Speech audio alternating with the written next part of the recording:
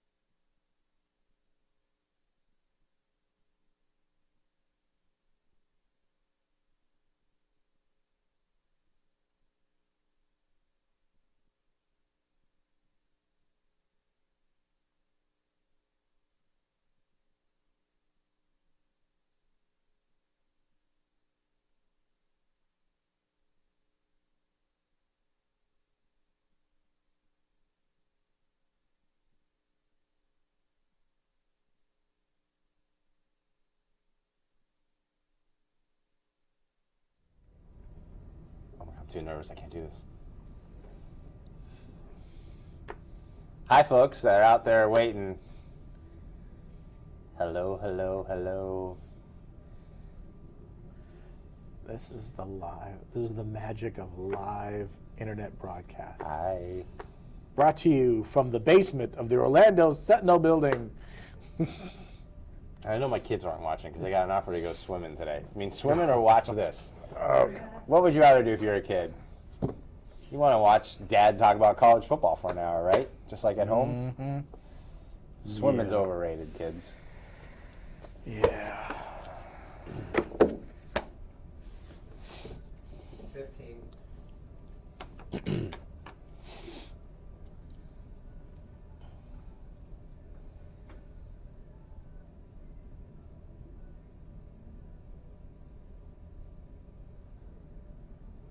And welcome to College Football Now, Episode 5, which means they like us enough to keep us around this long.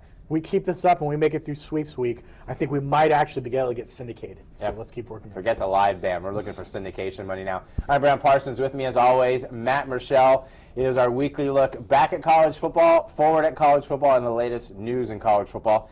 And people may not notice, but I start planning our show on Saturday, and my notes for UCF were not good after losing to Furman.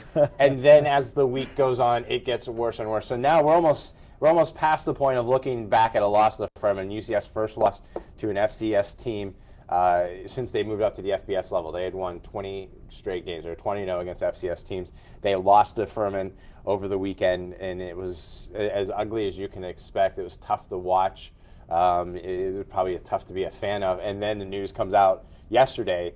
Running back Will Stanback, a American Conference running back all-team, kicked off the team. The official statement by O'Leary, just because that's what we're going to go with, William Stanback has been dismissed from the football team for failure to comply with rules of the athletic policy on the team. It's that catch-all, the not following along. But this is, I don't know where to even start on UCF. This is, I don't know if this is even shocking news. If you've been watching UCF, Stanback hasn't been playing. When he has been playing, he might as well not have been playing. But this is just one more thing in this UCF season. If you want to add one more thing to the injury report, I twisted my ankle jumping off the UCF bandwagon. So I just want to throw that out there. A week that can only get, you hope to get better, it only gets worse with the news of Stanback, being kicked off the team essentially. I think UCF, we knew going into this game and going into the season that UCF was going to be a very young team. We knew they had some concerns at different positions, some of those being at the wide receiver, some of those being with the offensive line and with the defensive line as well. And I think we saw that come out when it came to last week's game against Furman. Again, they're struggling to get the running game going. I think they're struggling to find an identity as an offense, to be honest with you. I know they went with that wild night package a lot, using Nick Patty kind of out of the backfield to run it. I just feel like this team kind of is in that kind of limbo area where they don't know who they want to be. Are they going to be able to run the ball? Are they going to be able to pass the ball? Obviously, not having Justin Holman in the lineup at quarterback has really kind of limited to what they're able to do, I think, offensively. So they have to kind of change gears a little bit. George O'Leary talked about that this week. He's happy with the way some things are going, but he knows there's some concerns that are coming up as well.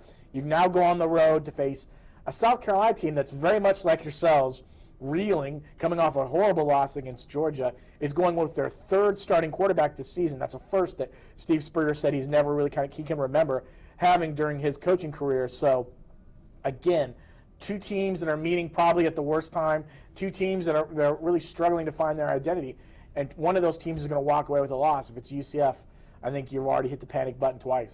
And we'll talk a little bit more about that in the state picks, but just some notes I have on UCF.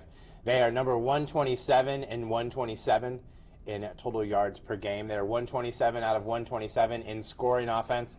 They're 126 out of 127 in rushing yards per game. So there's a team out there actually running the ball worse than UCF. With Stanback out, we're now looking at Dontravius Wilson maybe back for this game. You're looking at Taj McGowan, C.J. Jones, freshman. But if you're a UCF fan and you're looking at this, is there any sliver of hope? We've gone from looking at what bowl are they going to be in to can they make a bowl to now how many wins can this team have? Are there wins for this team? Is this a team that by the end of the year we could be talking about 0-11 watch going up to the USF game? No, I don't think so just yet. I think obviously if Justin Holman comes back healthy, he comes back in a couple weeks, let's say, and they're able to get him on the field and play, I think that helps them out dramatically, really honestly. I just don't think they had the experience. That was a concern. They didn't have the experience behind Holman at the quarterback position. So I think when he comes back, that'll help them out as well. Listen, I think if UCF, what they want to do now is they're going to kind of take this and get those younger players out there, go back to the basics, go back to just tackling, go back to making plays, go back to hitting your block, go back to finding the holes in the offensive line.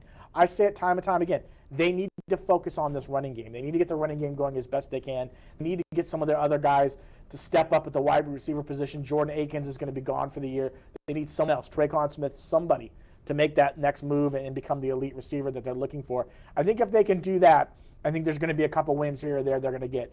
But if they don't, and then things I think will be a concern. I think then you kind of turn to next year and decide maybe we should start focusing on what the future holds. And in the future, who knows what it holds. Up in Tallahassee, a little better story, but plenty of concern there. Florida State went up to Boston on Friday night, knocked Boston College off 14-0. The offense looked great, fantastic, clinical for one drive, and then looked terrible the rest of the game. And the other touchdown coming in the fourth quarter on a Terrence Smith fumble and a Jalen Ramsey return for a touchdown. Boston College, though, just 195 yards of total offense. The deepest they got in FSU territory was the 39-yard line.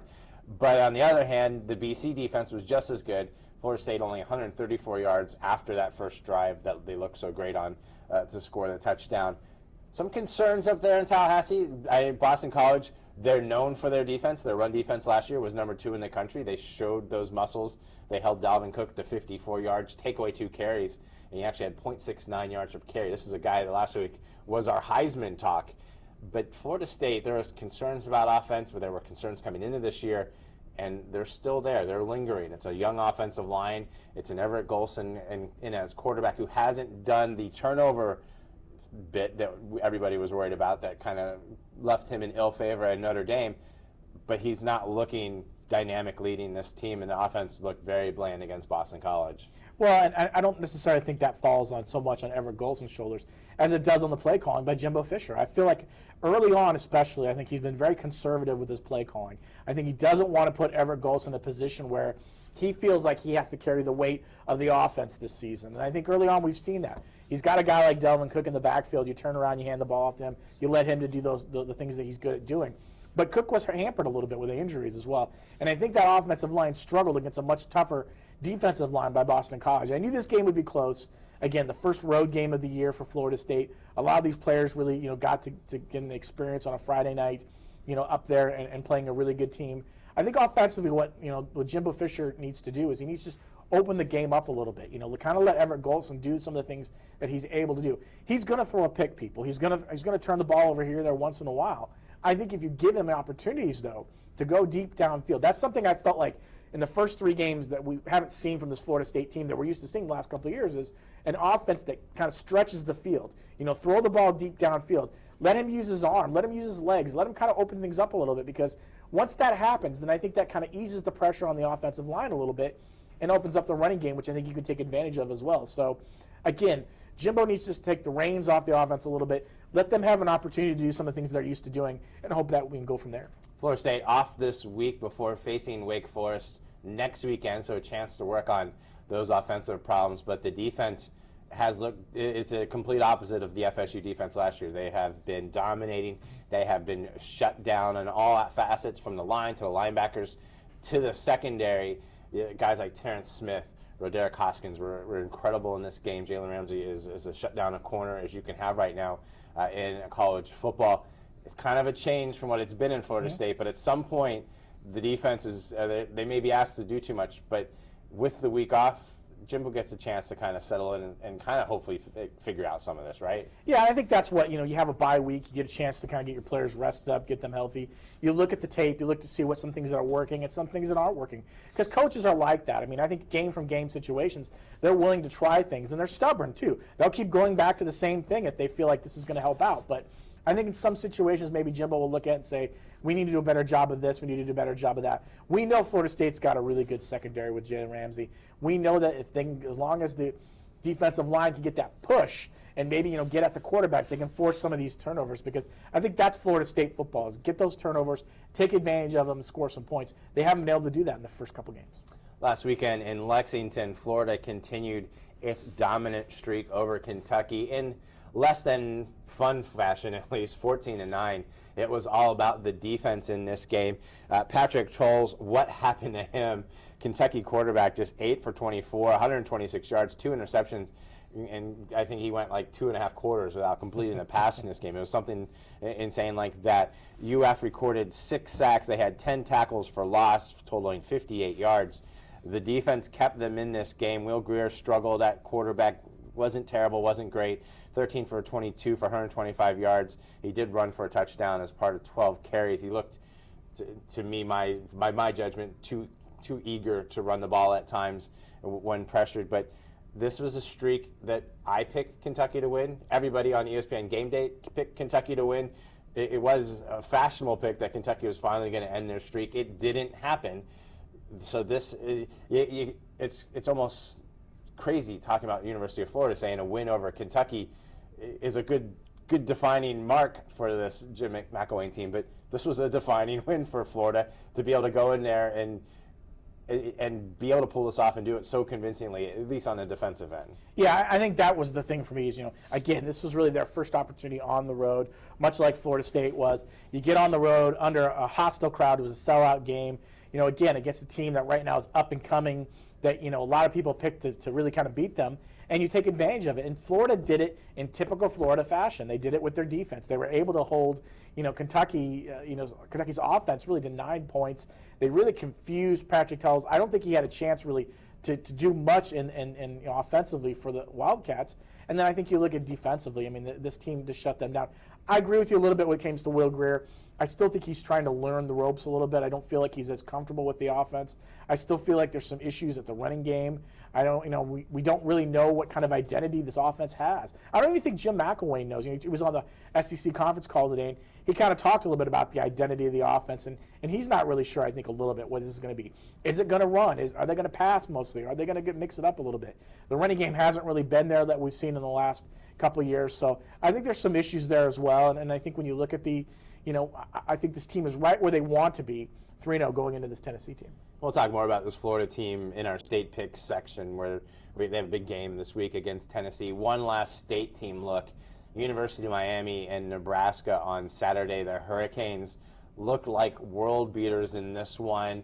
Jumping out, they had a 23-point lead in the fourth quarter. Then all of a sudden, everything fell apart. Nebraska rallied in this game, forced overtime at 33-33, and then threw an interception on the first play. Miami drove into, on their overtime, moved the ball into field goal range and got the win. Brad Kaya in this game, 25 for 42, 2 touchdowns, 379 yards. Joe Yearby, 17 carries, 125 yards, and a touchdown. If you're a Miami fan and you could just forget about that last 8.5 minutes of this game, when they seemingly forgot how to time management and control the clock and all sorts of different coaching issues there, you'd have to be a little bit excited about this Miami team because they looked as good as they've looked in a couple seasons in those first 3+ quarters. Yeah, they did. I would say this, though, and I caution people, I think this was a game Miami won despite itself. I mean, I felt at times that the coaching decisions made in the fourth quarter were not very good. And I think if you want to know the reason why Al Golden is on the hot seat most of the time is because of these kind of situations. You're dominating a team. You really got them on the ropes. You come in with 8.5 minutes left to win this game, and all of a sudden you start doing you get super conservative, and then, things happen, and Nebraska makes a big push. Listen, if Nebraska had won that game in overtime, we would be talking right now about whether Al Golden is going to be coaching in the next couple of weeks, because I think there would be a big push by the alumni and by the boosters and the fans to get him out of there, especially if they had been leading that game as long as they had and as big as they had, and to see them the way that things happen. This team is a very good football team right now, and I think if they can put together a full, complete game, which is something we still haven't seen from this team, I think they'd be scary. So I think it's going to be interesting to see moving forward how this team performs. There's a reason that a Florida State fan wants to keep Al Golden banner flying when FSU plays Miami, because Al Golden in this game showed you all the reasons Miami fans are getting tired of him. And I've said this all along, Miami doesn't have firing money in this case. They're not going to get rid of Al Golden, especially during the season. Miami's not going to be able to bring in a big name that Miami fans may believe that the Hurricanes deserve.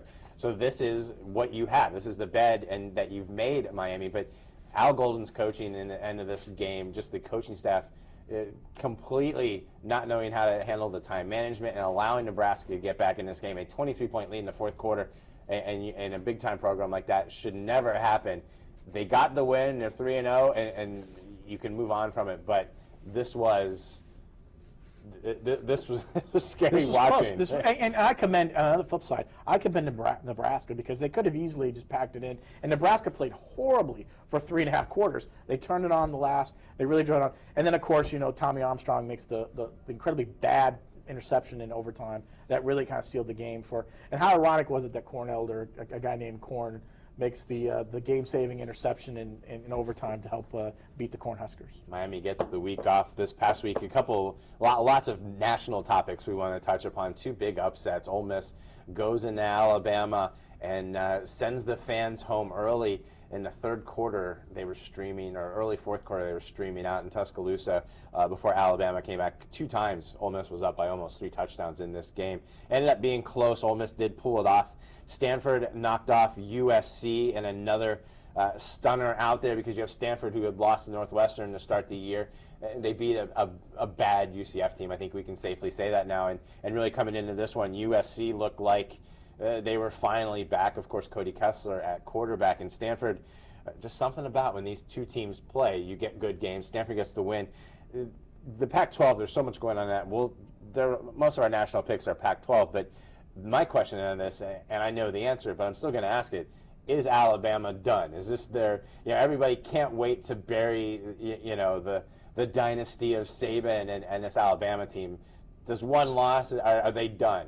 No, well, if we hadn't seen Ohio State kind of come back last year and win the whole thing with one loss, I don't necessarily know. I would say no at this point. I think, yes, it was a bad loss. Yes, Ole Miss took advantage of them, but Ole Miss also took advantage of 5 turnovers. They had a couple of fluke plays that kind of went their way as well.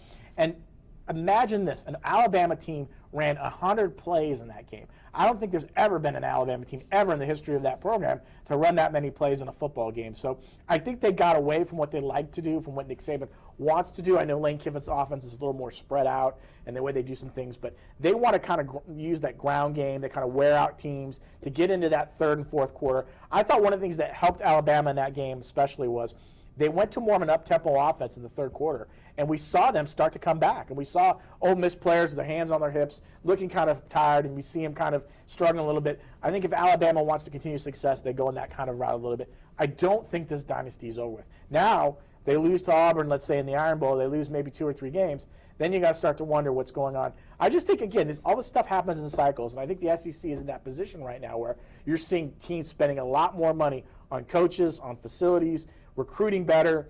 These teams are all coming at Alabama. Alabama was up here for so long. Everyone else was right here. Now it's starting to, the gap is getting closer. I don't think Alabama's done either. I think something that stands out in this, the third game in a row, though, that the Alabama defense has given up over 42 points, and that is very odd in a Nick Saban era. But when I look at this SEC West, I still have Alabama picked in my head to win this thing.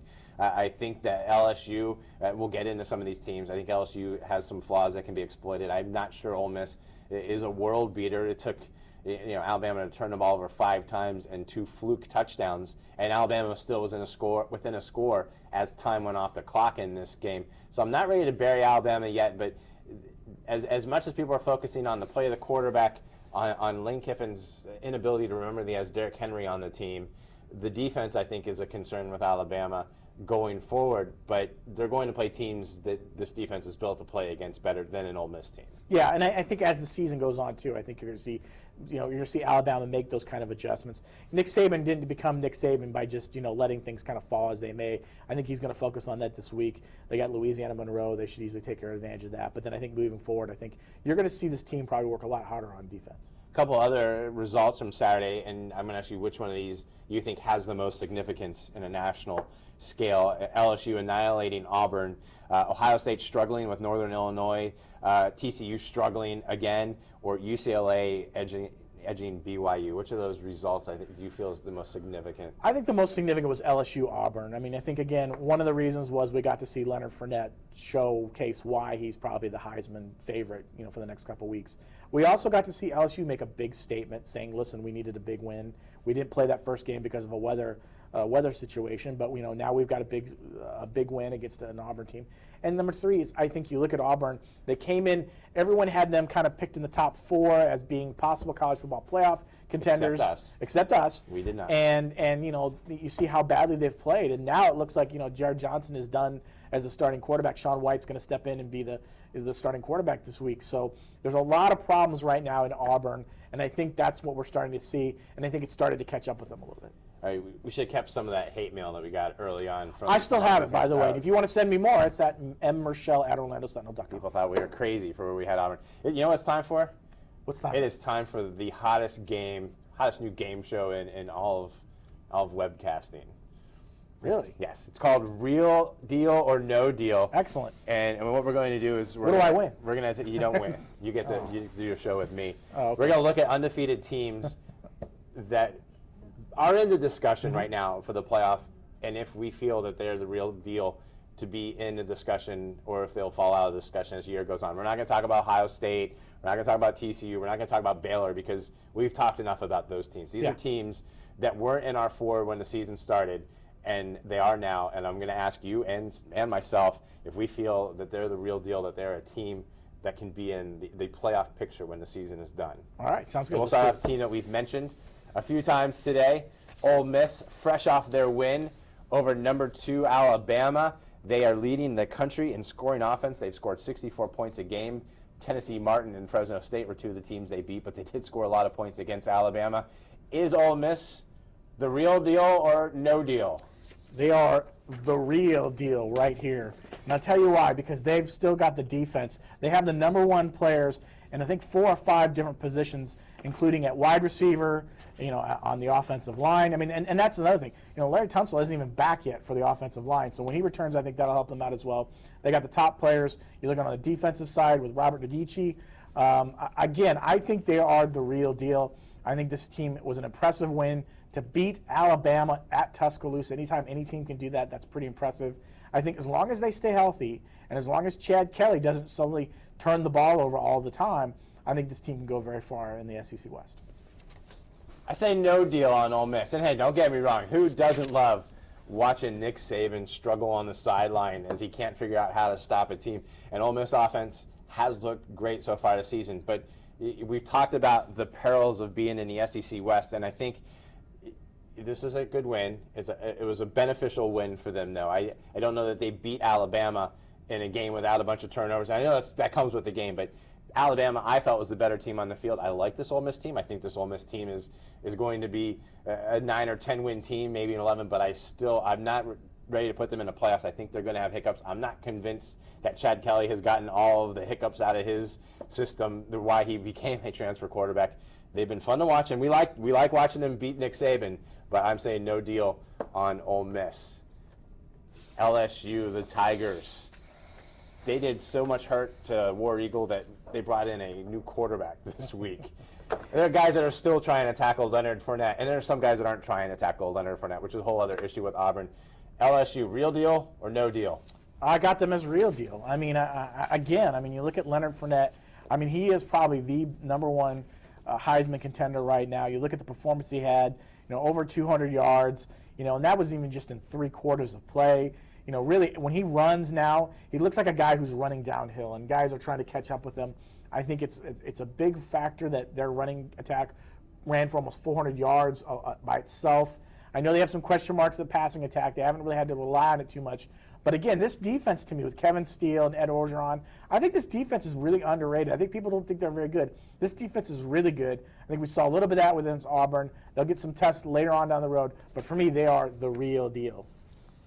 I'm going to put real deal with a caveat, and I think this LSU team will be tested a couple times this year. I could see Alabama being a test, obviously. I think Florida could be a test for this LSU team. I love what they did to Auburn. Leonard Fournette was the way they opened up holes for him. Mm-hmm. And this team is deep at running back, so it's not just Fournette. I mean, this is a team that can run all day. But the problem is if you face a team that can put 8 in a box like Auburn did, but actually stop you, like a Florida, like an Alabama, then I don't know going to Brendan Harris through the passing game if that's going to be an answer for LSU. But for now, I have LSU as a real deal. But as I'm going back and forth on this only because I still feel that Alabama has a shot in that SEC West. And obviously, whoever wins the SEC West is the team that could get into the playoffs. But LSU, a very big win, and they've looked sharp in their first 2 games against Mississippi State and Auburn. Notre Dame, the Fighting Irish, 3-0. They did a hurting on Paul Johnson and Georgia Tech that I have not seen in a long time. This is an offense that is tough to stop. It is tough to prepare for, and Notre Dame shut them down. This wasn't just a close win. I thought Georgia Tech was the best team in the ACC going into that game. Now I don't know what to think, but Notre Dame, real deal, no deal? Well, I've got them at real deal. I mean, I'm going to keep giving out the going. real deals. I'm giving out the real deals. Listen, I think this team, considering the amount of talent they lost to injury in the last couple of weeks, losing Malik Zaire, losing their starting running back, losing their starting tight end. They lost a kid, in the middle of a game for celebrating who blew out his knee. I mean, so again, they've lost so much talent in this team, still able to play some big games. Again, with the schedule they face, I think that's going to help them a little bit when you look at the national standing and some of their, when you get to the point of strength of schedule as well. I think defensively this team is really good. I think as long as Deshaun Kaiser gets more comfortable with the offense, is able maybe even to do some more things that they're not used to doing, I think that Notre Dame is going to be right there. But again, they keep losing any more guys. They may not have enough healthy bodies to continue. But right now, they are the real deal. I'm going real deal also with Notre Dame, and I'm looking at C.J. Brosse's 457 rushing yards so far this season, 5th best in the country. He's doing a pretty good job filling in those shoes. He had a 91-yard touchdown run against Georgia Tech that really solidified the win. I think along with this defense for Notre Dame, what really stands out to me is the schedule. And it's going to be a tough schedule, but I think that allows Notre Dame to maybe have a hiccup. If they have a hiccup early on because the schedule is so loaded, that this may be the one-loss team that gets in, and people will complain, oh, name recognition, but it is. If Notre Dame has one loss and TCU has one loss, Notre Dame likely is going to get that pick over because of who they play, because of who they are. We've seen it happen before. We saw it last year a little bit with Ohio State, but I really am impressed with this Notre Dame team and how they've battled through these injuries, and that defense looks even better than I think they could have imagined. Schedule gets tougher. They got an easy one this week against UMass, but they still have Clemson lurking, and of course the West Coast teams, and it's a rough road for Notre Dame, but I'm saying real deal. The Georgia Bulldogs, fresh off a spanking, a clinical spanking of South Carolina on Saturday. I still don't know which one I'm picking on this one. I'm so torn on this one. Grayson Lambert set a completion percentage record on Saturday in that win. Apparently, he's also dating Miss Georgia. So, I mean, this is a guy that he's just winning. That's real deal right there. Nick Chubb is quietly being one of the most consistent running backs in the country, was 11 straight games, 100 yards. The Georgia Bulldogs, this is a Mark Richt coach team, but are they real deal or no deal? Well, I mean, I know I seem like I keep, but I'm going to hand out real deal. I'm sorry. I mean, I look at this team. Coming to your house for Halloween. Coming to my house. I'm going to hand out the big candy bars this year for Halloween. Listen, this is the real deal because I think you look at what they've been able to do with this offense. They were scary against South Carolina, put up a ton of points. Grayson Lambert was, 24 or 25, only had 1 interception. For a guy who was basically a cast-off from Virginia they didn't even want, he's become really a top quarterback. I think Nick Chubb is really the reason this offense is going the way it is. Keep feeding him the ball, and he will continue to help carry the offense as well. And I also think that Jeremy Pruitt's defense has done a really good job on this team. I think they're able to contain some things. They will get tested, believe me. But if you look at the SEC East, we talk about this year in and year out. Who do you point to in the SEC East that says they can beat this team? Is it going to be Florida? Is it going to be, is it going to be Tennessee? Is it going to be Missouri? Is it going to be, and Missouri barely got past UConn and Florida. We just don't know yet. So I'm saying they're real deal for right now. Come back and ask me again in 3 weeks. When you say who's going to beat them in the SEC East, I just say yes, because they're going to lose a game in the SEC East. It happens every year. There'll be a game that this Mark Richt coach team will not perform well in, and one of their crossover games, Alabama. So I'm saying no deal on Georgia. You look great so far. You're 2-0 in the SEC. You looked fantastic beating South Carolina, which I don't know how great a deal that is, beating South Carolina right now, because they look terrible. But I think Georgia, I think they could win the East. I could see them stumbling in a game. They seem to do it each year. They'll lose to a bad Florida team. They'll slip up against an average Missouri team possibly this year. And that game against Alabama. Still could win the SEC East, but if you come into that SEC title game with 2 losses against who we pick, who's going to be in the West champion, I don't see them getting through. Great story there in Georgia, but I say no deal. The bow tie. Real deal or no deal? It's the real deal. Believe me. Bow ties are cool. That's why they're the real deal. I'm going to say no deal. Oh, Maybe because I wouldn't know how to yeah, tie yeah, one. yeah. Do they make clip-on bow ties? Maybe that's Yes, they do. They do make clip-on bow ties. be a help for me. And I know I'm going to get you for your for Christmas time. So Yeah, right after I hit your house for all the candy you're giving out. UCLA, the real deal or no deal? The Bruins, a big win over BYU over the weekend in a Pac-12 that now has some teams that we were expecting to be maybe undefeated at this point with losses. UCLA now carrying the torch. Are they the real deal or no deal? this is going to be my no deal right now. And it's not because I don't think that they have the talent level to be there. I just think when you look at this team, you know, Josh Rosen is a tremendously talented quarterback, but he's human. We saw that against BYU. He threw 3 interceptions, barely completed 50% of his passes. I think they're going to face tougher defenses in the Pac-12, you know, especially teams, you know, like Arizona. I think Stanford too as well. You know, you look at maybe a team, you know, like Oregon down the road. So I think that's going to be tough for them.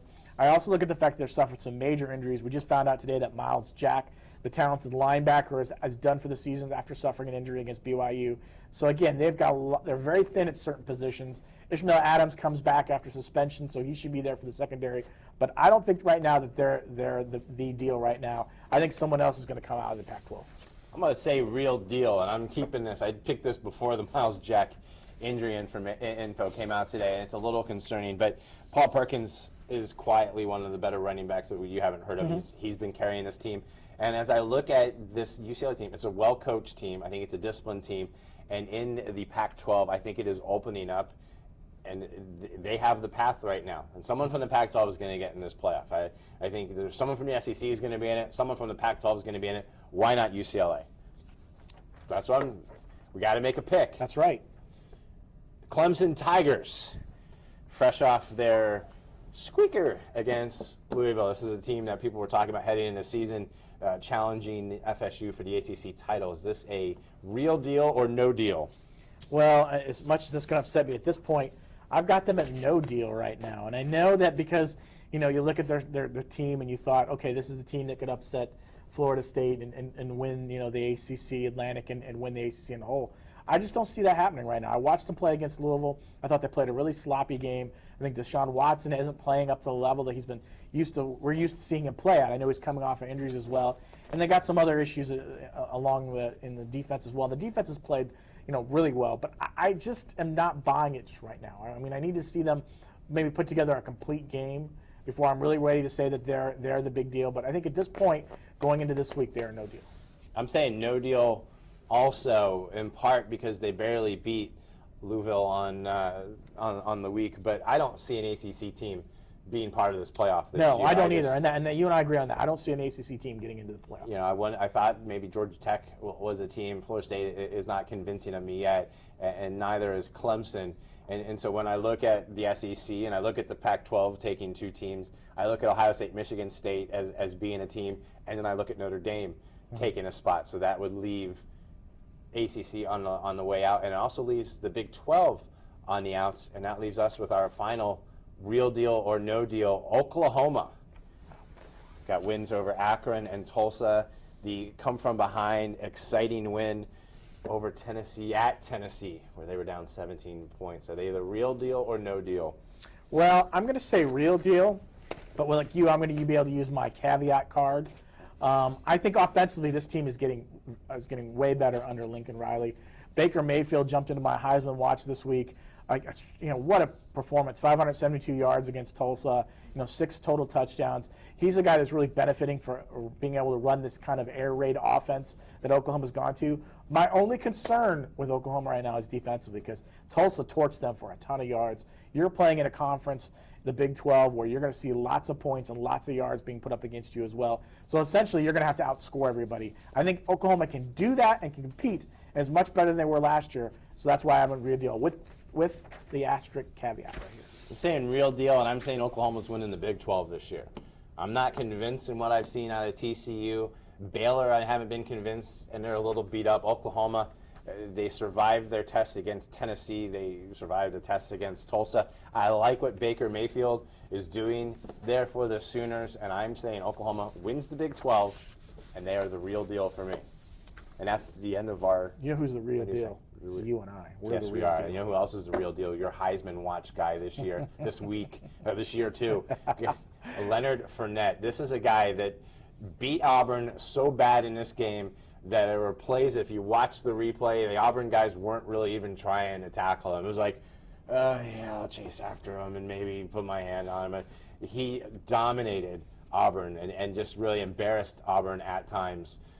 How are you trying to do? Tackle Leonard Fournette by jumping on his shoulders? But he is the talk of the town right now, and he's your guy in the Heisman watch. Yeah, I mean, when you look at the performance he had, I mean, going into the season, I think everyone had Leonard Fournette, including myself, on their list for the possible Heisman candidates. You look at this performance against an Auburn team. Granted, I think Auburn's defense isn't as good as we probably thought they were going to be a couple weeks ago, but he was able really to take over that game.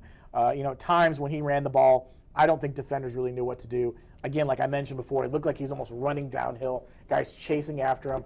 Ask Trey Matthews, who he proceeded to flip over his shoulders when he tried to tackle him from above. Again, strong performance right now, what we're seeing from him. I think he can continue that. He bulked up a little bit this offseason, really felt like he was in the best shape of his life. You're looking at the kind of offense that LSU is going to run. He's going to get his opportunities. Listen, I looked. If he continues on the path that he's been so far in the first couple of games, he's got a chance to become the first rusher in the SEC to rush for over 2,000 yards. He could probably rush for 2,300, actually. So, again, he's going to have a strong performance. We know there's going to be a game here or there. He might not have that kind of 200-yard game, but I think he's good enough that he can put himself in the Heisman watch for a couple weeks now. And, of course, I agree with you. I he's been something else to watch. But there will be some tests. They still have that Alabama defense to go against. They still have the Land Shark defense, Ole Miss. They still have to play Florida. But that also means lots of exposure for him. Yes. And if he does well in those games, that certainly And he's well rested. Like I mentioned, they didn't play their first game at McNeese State because of the weather that was delayed. And he really wasn't used for the entire fourth quarter against Auburn. So I think Les Miles said on the teleconference today that really he was working to try to, use him at times. They weren't going to put him on any sort of pitch count, but they wanted to give him a chance to kind of use him when they really needed him. And they said he would be in the game when they felt like they needed an opportunity to win games. And you don't have to worry about him losing any energy by doing the Heisman post because he's done. No, he's not doing that. Time to make our state picks. Florida State and Miami are off this week. UCF visits South Carolina, a noon kickoff. We talked about some of the lows about this UCF team and just their struggles on offense. South Carolina not much better, as Matt discussed, on their third quarterback now. Connor Mitch is out with an injury, and really a scary injury, blood transfusion this past week for a bruised hip that has gotten worse and infected. So this is a team still trying to find their offensive identity. I was looking for something good in this game. The only thing I could come up with is the Gamecocks have only turned the ball over 2 times, and they forced 5. That's my plus stat about this game. I'm picking South Carolina. I'm not going to waste time on this, and I assume you are too. But these are 2 teams that just nothing is going the way that they thought it might be at this point this year. No, and you think about the 2 coaches. You think about George O'Leary here at UCF and Steve Spurrier. Both coaches lately have been kind of questioned whether this will be their last seasons. Are they going to be done? Are they going to walk away from their programs and retire? And I don't know if either one of these guys wants to walk away from a season that looks like the way it's going to be. I know if I was George O'Leary, I wouldn't want to. You want to kind of go out on top as best you can. So I do have South Carolina in this game. I think that they're going to win. I think UCF is a young team. Again, I think these experiences will help guide them down the road later on when they get into the conference, the American Conference play. So, in a sense, I think that'll help them. The only good thing about this game, it kicks off at noon, which means it'll be done by 4. Yep, which is good for us newspaper folks too. It's good nice for us early newspaper. Deadline. You don't have to stay up late to see UCF and South Carolina. Florida hosts Tennessee at 3:30 on Saturday. It is on CBS. It is a game that Florida has dominated, winning 10 straight, the series best in the series. They last lost to Tennessee 2005 last year. The Volunteers kept it close, lost 10-9 off a Florida comeback. A defining game for Butch Jones, a defining game for Jim McElwain. You look at this Tennessee team, Jalen Hurd, Alvin Kamara is a 1-2 punch running the ball, but Florida has shown so far this season they're pretty good against the run. They're only giving up 55 yards per game. This is might meets might in this game because Tennessee's offense, they scored the most points that they scored in the first 3 games of any season so far this year, 138 points. Florida's defense is their strength. Can Tennessee keep this up and go into Gainesville and get a win that, even if Butch won't say it, this is a game that means a lot to this Tennessee program as far as gauging where they are on their way back And it's a game that means a lot for Florida. They're 3-0 for the first time since 2012. A chance to go 4-0 with the meat of their heavy schedule coming up after it. Yeah, I mean, again, both these two programs, you look at them, this is a big game. Tennessee came into this season, I think, kind of a Cinderella, so to speak. Everyone thought this would be the year that Butch Jones would get this program back to where they should have been. Again, a win over Florida would definitely solidify that thought process, would probably put them out where they need to be. I'm going to pick Florida in this game. I just feel like defensively, they've only allowed 166 yards rushing this season. I think they do a great job of shutting down the run. I think their front line is playing really well. I think their secondary, when healthy, can shut people down. And I think, as much as the quarterback position, I would slant more to Tennessee, with Joshua Dobbs. I just feel like Florida can do enough to get the win, and it's at home. If this was at Tennessee, I might pick Tennessee, but I'm going to take Florida in a very, very close game. You basically mimic what I was going to say about this game. Josh Dobbs, last 9 games he started, he's 7-2. They're scoring almost 40 points in those games. It's very hard for me not to take Tennessee in this game, but it's in Gainesville. It's Florida, Tennessee. The Florida defense impressed me this weekend. I'm going to go Gators in this one, again, by the slimmest of margins. Before we get to our national picks, it's time for our players to watch on the week, and you're going to hook them horns with yours. You're going down south. Yeah, I am. I'm going to go with Jared Hurd, the backup quarterback who came in, last week against Cal, put together a really great performance in a losing effort. Rallied the Longhorns actually against the Golden Bears. Almost pulled off the win, except his kicker missed the extra point in the last second. So Jared Hurd, 364 yards passing, 163 yards rushing. Really a great performance. And a lot of people now believe he's the guy. He's the guy really to lead this Texas offense, to get them kind of back on track. If he puts together this kind of performance week in and week out, I think they're right. I think you can see, Texas start winning some games. They got a big game coming up on their schedule this weekend against Oklahoma State. They play Oklahoma in a couple weeks. That's going to be a big game. If you could somehow get a win in either of those two games, I think you would salvage a season that we would definitely think is not one of the better ones that are Charlie Strong. I mean, that was a tough loss on Saturday. Yeah. To come back like Texas did against Cal and then have an extra point, a college kicker. Mess it up for you. The player I'm watching is still to be determined, and that's whoever starts at quarterback for Ohio State. And this is the same thing you picked. This is the same player you picked to watch 3 weeks ago. And we didn't talk a lot about Ohio State from this past weekend, but they struggled with Northern Illinois. 5 turnovers. They only won 20 of the 13. Cardell Jones, 2 interceptions in the first half, benched. JT Barrett came in, didn't look much better. He threw a pick also in this game. Ohio State's offense looked just ragged. The quarterback ratings for each, I think, were around 5. Urban says that he's working on it. His exact quote this week about the players was that he's close to resolving it, but I'm going to wait to let you know, is what he told the media. So I'm curious if the Cardell Jones streak of starting ends and they go back to JT Barrett. I think if Ohio State's going to insist on running a read option offense, which it appears that they are, I think JT Barrett is the guy to run that offense. Cardell Jones, a bigger guy, a bigger arm, more of a north-south attack kind of offense. The read option plays more into JT Barrett's strength. If they're going to keep calling those plays, and if you look at the numbers, JT's been just a little bit better in each game, then he could be the guy that Urban goes with. But that's what I'm watching. I want to see who starts for Ohio State this week, and then if the leash is getting longer, because that was a quick pull on Cardell. I got it. I mean, I said this earlier a couple weeks ago. I mean, I don't buy into the 2 quarterback system. I never have. I don't.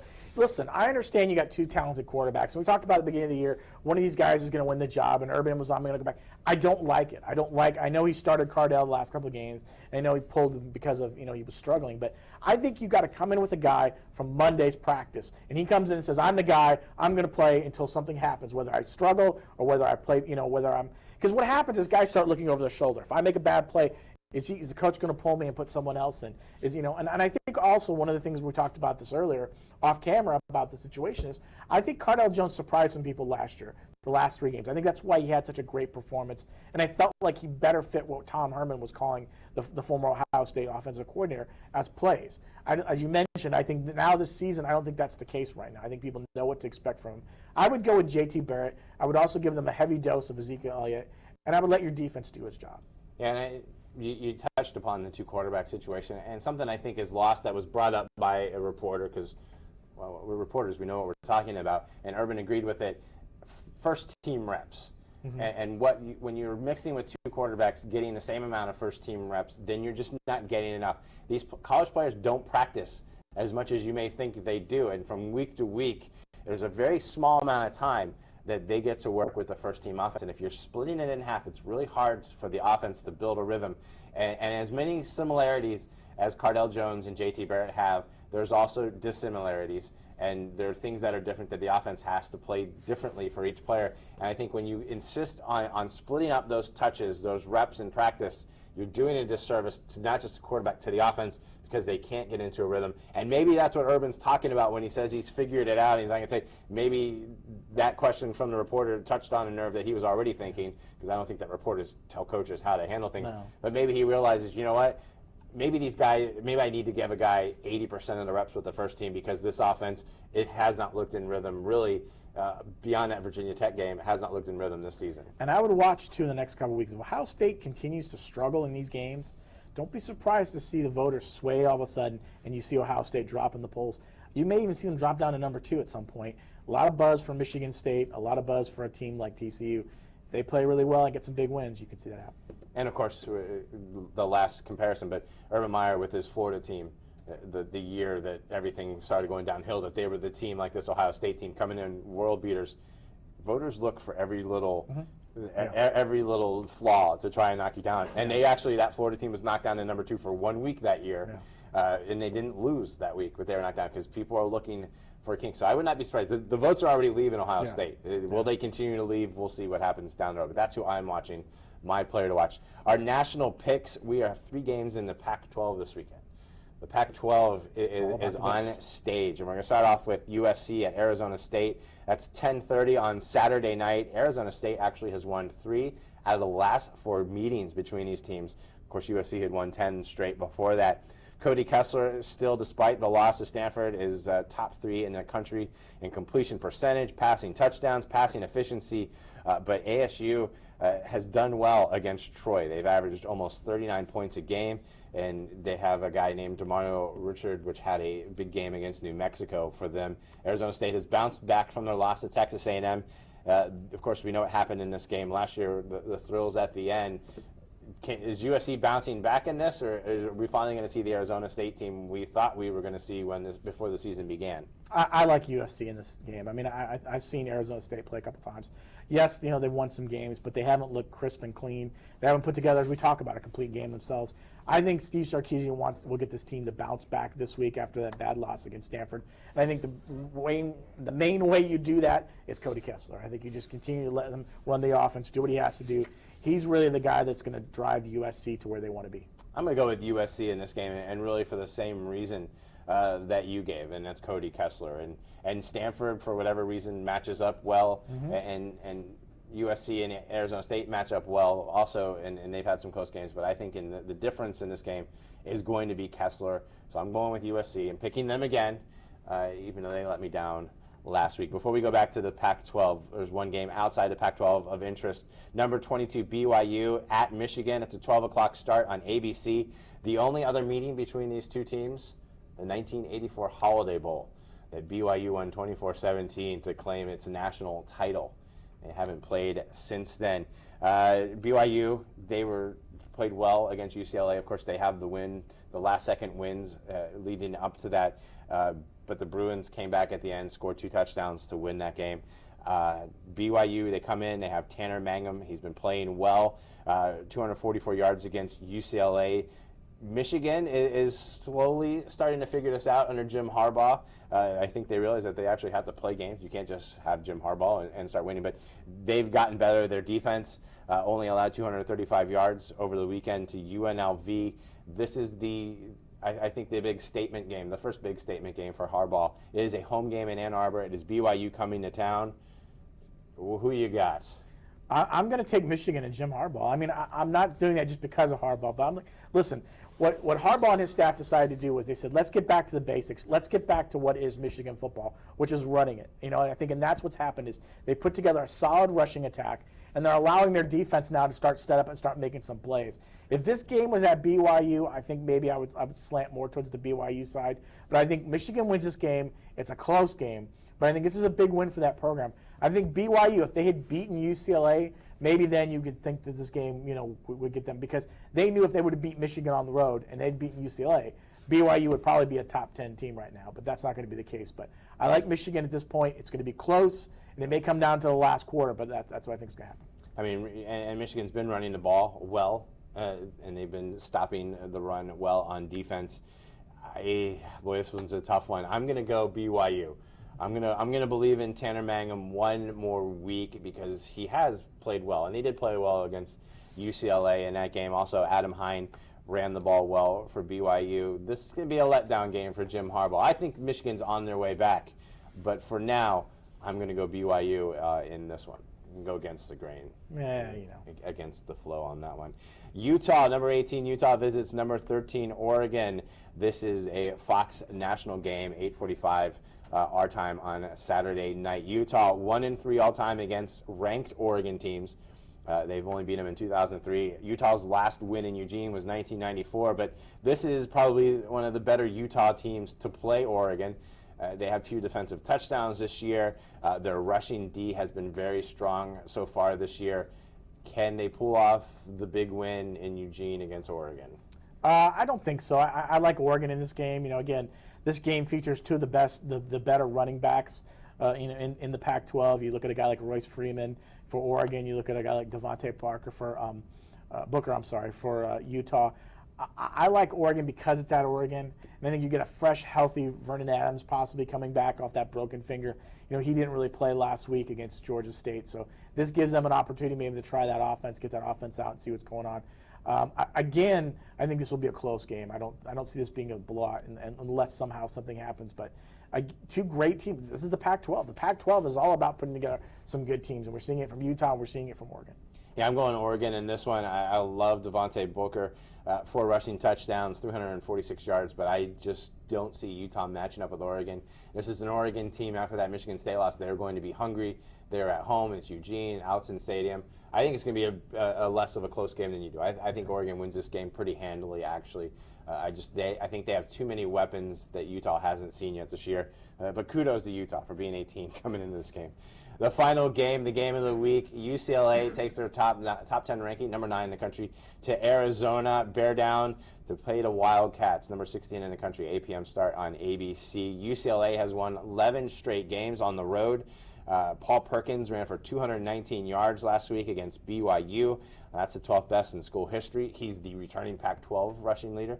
In case you knew that, Josh Rosen, he did come back to earth in that game after being all-world against Virginia and so-so, and then in this past one, he struggled. Only 106 yards, 3 INTs. That is the one thing that if you look at this game from a UCLA standpoint, you have a little bit of concern with his consistency playing in Tucson in what's going to be a loud and crazy environment.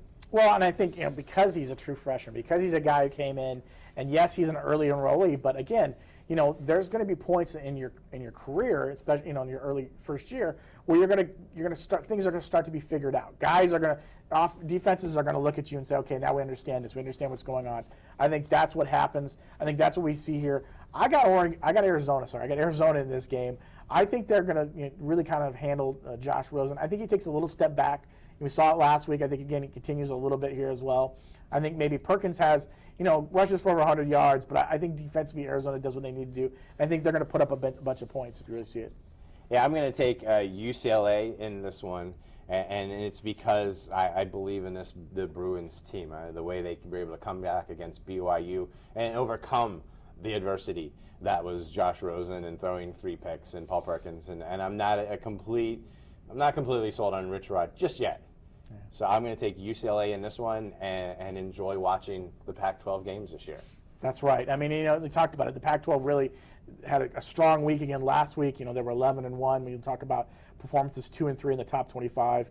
The SEC is kind of struggling a little bit. Now we're getting into conference play. You're seeing a lot of these teams starting to beat up on each other. I think that's why the Pac-12 is going to have a week this week where they're going to start really get to see who kind of comes out of the league as the top team to watch. And next week, we'll talk about all these games and look back on another UCF game and a Florida-Tennessee game and look forward to anything for UCF at that point and see what's left of them after the season. For Matt Murschel, I'm Brant Parsons.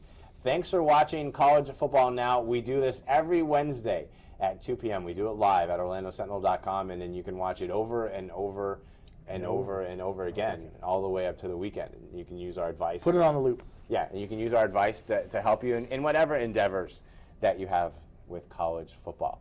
For Matt Murschel, I'm Brant Parsons. Thanks for watching at OrlandoSentinel.com.